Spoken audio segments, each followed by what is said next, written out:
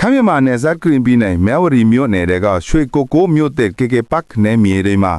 အွန်လိုင်းငွေလင်းကြားဖြတ်လုပ်ငန်းလောင်းကစားနဲ့ဒုစရိုက်မှုတွေကျူးလွန်ခဲ့တဲ့နိုင်ငံခြားသား9339ဦးကိုသက်ဆိုင်ရာနိုင်ငံတွေစီပြည်နယ်လွှဲပြောင်းပေးနေတယ်လို့စစ်ကော်မရှင်ကကြေညာပါတယ်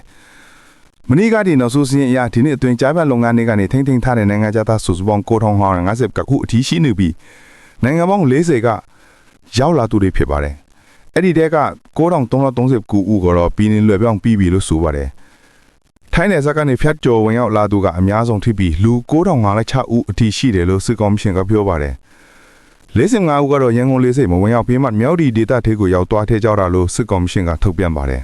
။လွှဲပြောင်းဖို့ကြံနေတဲ့နေရာကစားနာဦးကိုလည်းမြန်မာထိုင်းအမတ်နဲ့ချက်ကြီးအဒရာကစင်တက်ဆိုင်နိုင်ငံတွေစီပြန်လွှဲပေးဖို့အစဉ်သင့်ဖြစ်နေပြီလို့စစ်ကော်မရှင်ကအတည်ပြုပါတယ်။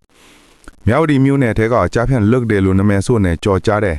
မြောက်ဒီဒေတာက KK Park ကိုလည်းစစ်တပ်ကအနည်းဆက်မှတရားမဝင်လုံခြုံများမရှိစေအတွက်